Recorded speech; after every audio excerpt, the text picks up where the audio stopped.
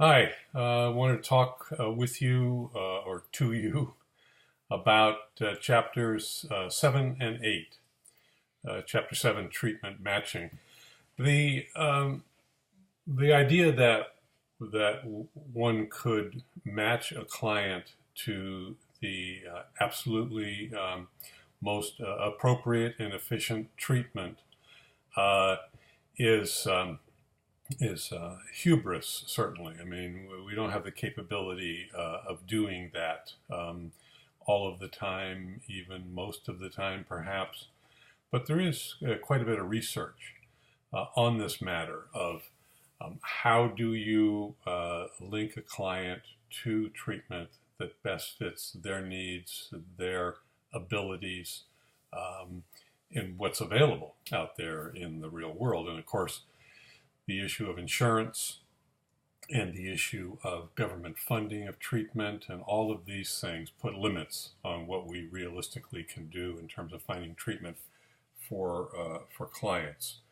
Um, but to begin with, if we remind ourselves of addiction as a chronic illness like diabetes, for example, the example that's been brought up in videos in our discussion and in the textbook, I think that that's a good place to start because what it means is lifelong treatment, lifelong attention in any regard to the problem of addiction. And so to think that one could do their 28 days in an inpatient or residential program or 12 weeks of intensive outpatient sessions or a year of recovery work or whatever. Those are arbitrary limits, oftentimes again placed on us by insurance requirements or other requirements or history. But we have to be open to the fact that this is going to be an ongoing process. We know that relapse is part of the disease, therefore treatment is going to have to happen more than once. So there's no magic bullet. We want to find out what the client needs, what the client wants, what the client's able to do, and what's available out there. On page 108 in this chapter, box 7.1, there are phases of care listed. And the first is a palliative treatment. And, when primary care providers, physicians or nurses or nurse practitioners or other healthcare workers or other frontline social service workers are in a position to identify substance problems, even though someone is presenting for other issues, this is the first place where we can begin to get a toe in the door, so to speak, to begin to engage a person in treatment or move them toward treatment. Medical issues that may be related to substance abuse or may not be, may be what brings somebody to the attention of a healthcare worker, and that's where we can start. There's a good screening instrument put out by NIAAA, National Institute on Alcoholism and Alcohol Abuse, and I'll post a link to it. And it's, I think it's called a clinician's guide to screening. In any event, it provides some good frontline tools to use. Stabilization is a second phase of care that's listed in this box. And so here we're looking at social needs that go beyond primary treatment. It's sort of the social worker approach, which we come back to in the next chapter, chapter 8.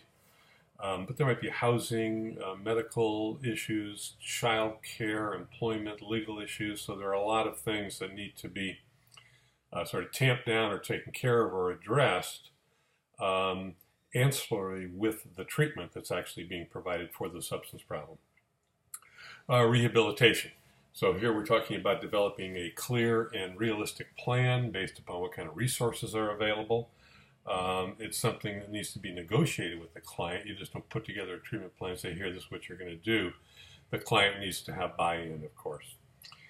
In this rubric of rehabilitation on page 113, this acronym of ARMS as a guideline to developing treatment plans.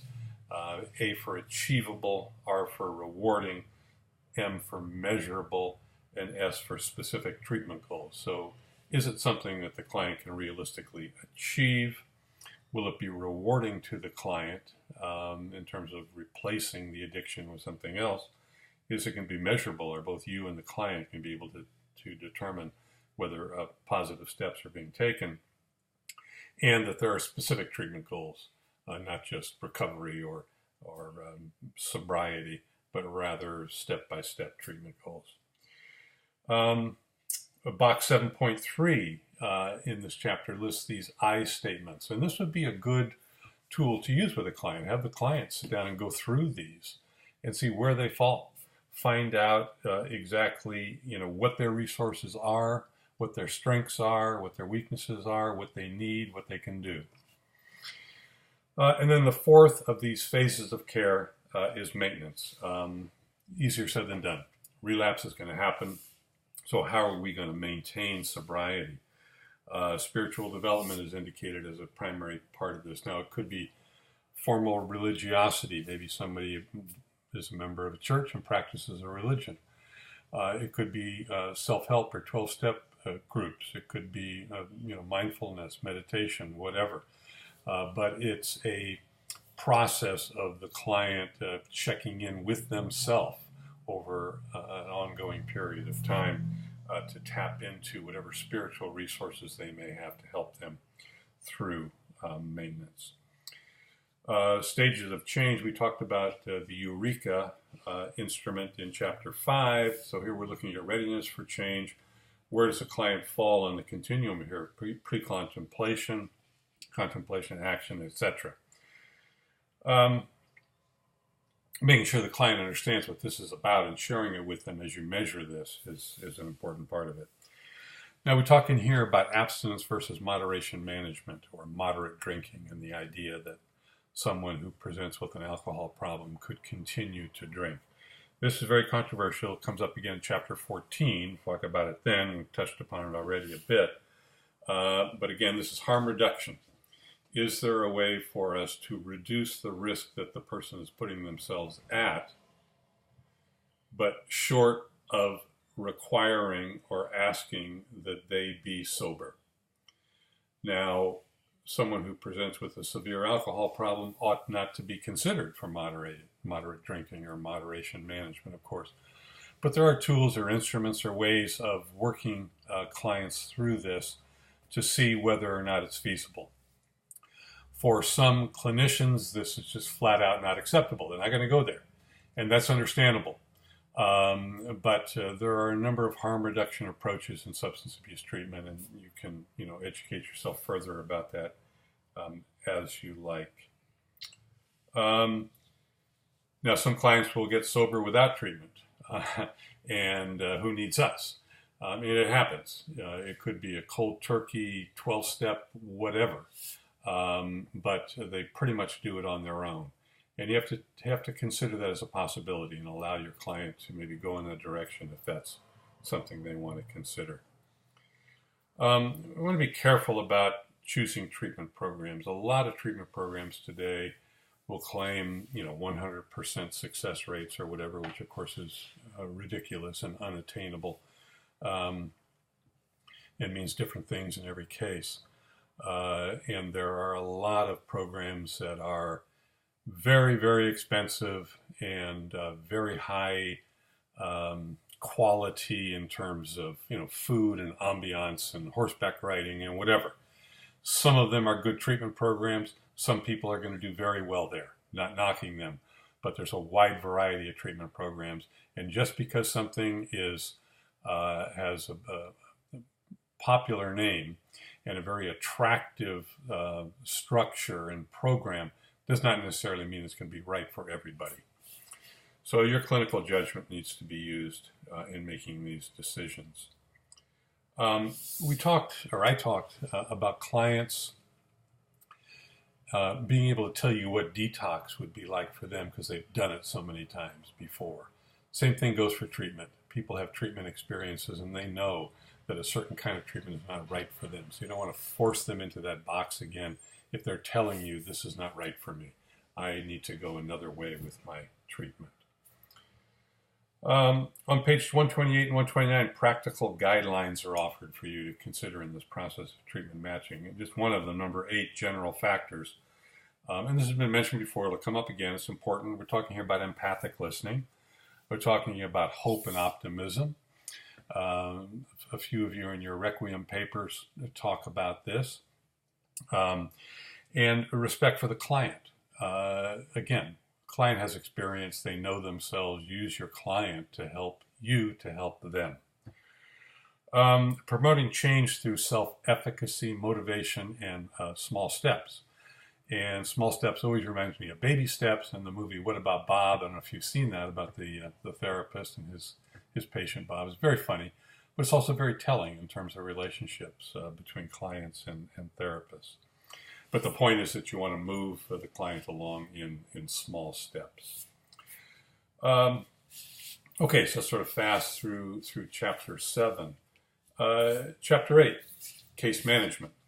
Here we're broadening the circle even more. I particularly resonate with this chapter because my graduate work, it was in social work first, then sociology. But in social work, we learned how to care for the entire client, if you will, all domains of the client's life.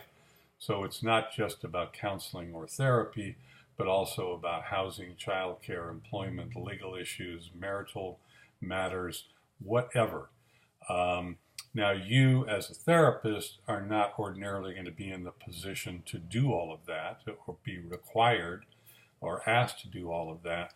But what you want to do in terms of case management is have a sense of what your client does need in these other domains outside of the consulting room. And as a clinician, you want to know what resources are available in your local area. And you want to know what resources the client has or doesn't have already. And, direct the client to his or her own resources from time to time. So all of these things are potential risk factors. The employment, legal, family, childcare, medical, housing, any of those things could be the only reason the client needs to go back to using. I got evicted again, the hell with it, I'm going to use. And so you want to be on top of those matters and do what you can to direct the client to resources or help the client deal with these things. Also, it's important to understand whether the client perceives this as something they need to do. You may see it as a problem. You may see it as a problem if they live in a certain area where you think it puts them at risk. It may not be a problem for them. So if you're trying to push them towards solution of something that is not a problem for them, you're just going to come up against a brick wall. So you want to work with your client to understand what are the things they're facing, what are they troubled by, what are risk factors for them, and to help them deal with those. So in doing that, of course, you're continuing to empower and honor the client, which is important. At the end of this chapter in case management, the reflection questions, question number 3, think of yourself as a private practitioner. How would you respond to client needs outside of the clinical realm? Everything that we've been talking about here. For example, maybe the key stressor for your client is their child's behavioral problems at school. What can you do to assist the client with that? What perhaps do you think you shouldn't be doing in that particular example, or any example? But in any event, how are you going to address these extra clinical issues that might be triggers for the client? All right, chapters 7 and 8. Take care.